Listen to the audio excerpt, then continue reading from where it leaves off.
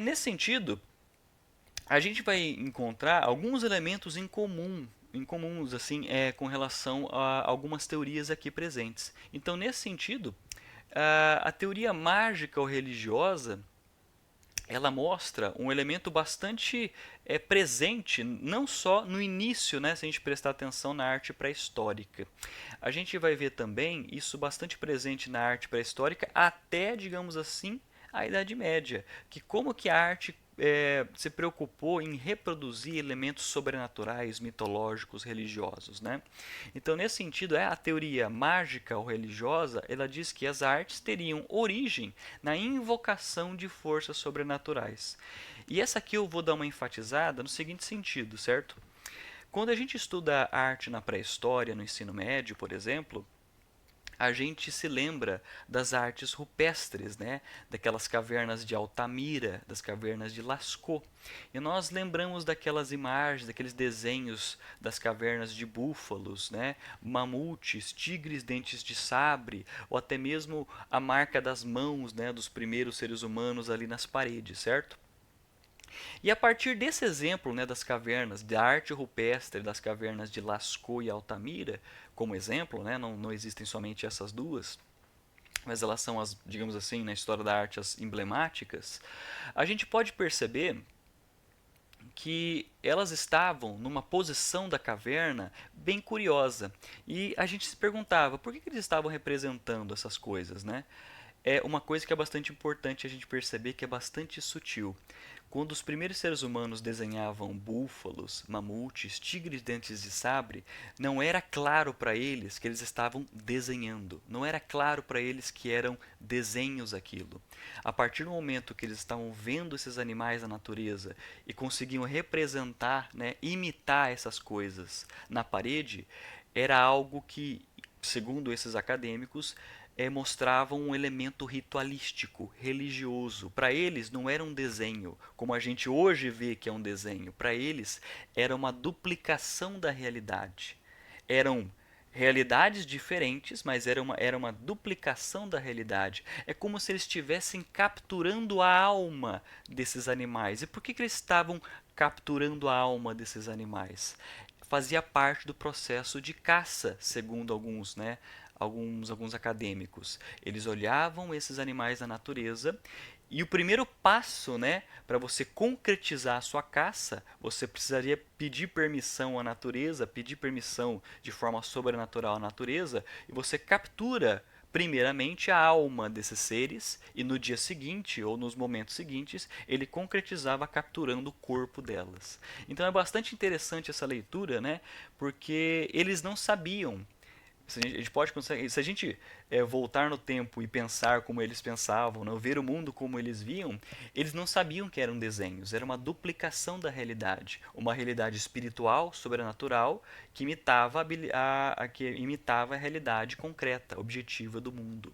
É bastante interessante isso. E por que os acadêmicos eles pensam, né, que a origem da arte tem esse elemento ritualístico religioso bem presente? Porque esses desenhos se a gente for visitar, né, Altamira e Lascaux, elas não estavam presentes na entrada da caverna, elas estavam no elemento bem fundo, bem escondido, bem isolado da caverna.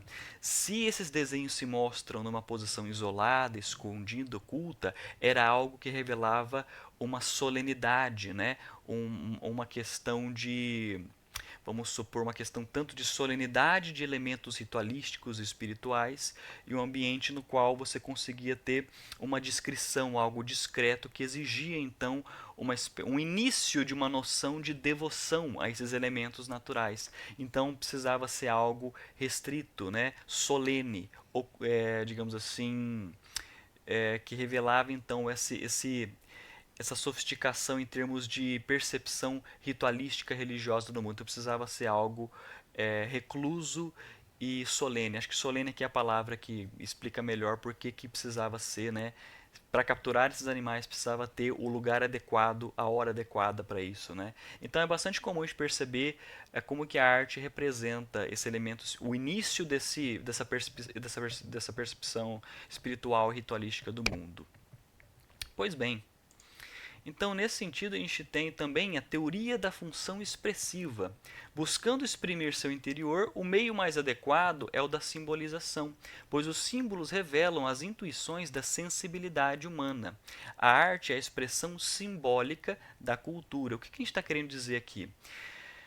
A gente consegue imitar. Eles imitavam, né, artisticamente os animais que eles viam. Só que com o passar do tempo nós fomos representando, né, entidades, né, que foram começamos a desenhar deuses e deusas e elementos da natureza que não tinham forma, não tinham o caráter, né, objetivo do mundo, não eram objetos do mundo, eram coisas internas, eram pensamentos, emoções, afetos internos que eles procuram expressar de forma o quê? Simbólica. Então eles foram transformando os símbolos. Então a teoria ela diz o seguinte que você percebe que a origem da arte está na expressividade de dentro para fora, aquilo que eles conseguiam elaborar internamente, expressar e exteriorizar, digamos assim. Então, segundo essa teoria, o início da arte simbólica vem pela sofisticação desses elementos que ele aprendia pelos sentidos e reelaborava pela imaginação e pela criatividade, digamos assim, de forma artística.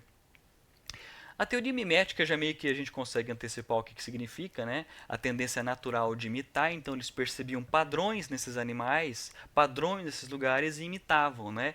E estabelecendo um elo com a teoria religiosa, era a duplicação da realidade, pelo menos na pré-história, né?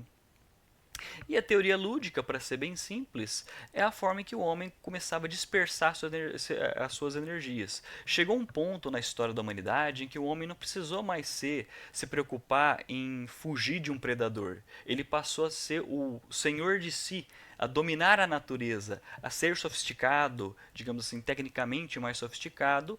Logo, ele não precisava mais fugir, migrar, se proteger dessas coisas que os animais comuns, né, precisam fazer para sobreviver. Nesse sentido, quando ele estava mais confortável, né, ele conseguiu se assentar, ele ainda tinha muita energia, né, que estava presente no início, né, que estava presente no início da sua evolução. Logo, ele precisava descarregar essas energias de alguma forma. E as pessoas que defendem a teoria lúdica, que ele fazia isso para se entreter, para se divertir, né, digamos assim, para ter um modo de recreação, surgiu a partir do momento que o homem se sofisticou. Surgiu a partir do momento que não precisou mais se preocupar com elementos básicos de sobrevivência como se fosse um animal irracional comum, né? Beleza, agora nós vamos para a nossa atividade da semana, que é o seguinte, né? Eu peço que vocês leiam, né? Eu creio que o vídeo vai ficar um pouco longo para eu poder subir, mas eu peço que vocês leiam aqui as opções, né? E vocês respondam a melhor maneira, né? Que segundo, né, o que a gente viu, melhor responde, né, o que a gente trouxe. Beleza? Estou à disposição para tirar dúvidas. Até mais.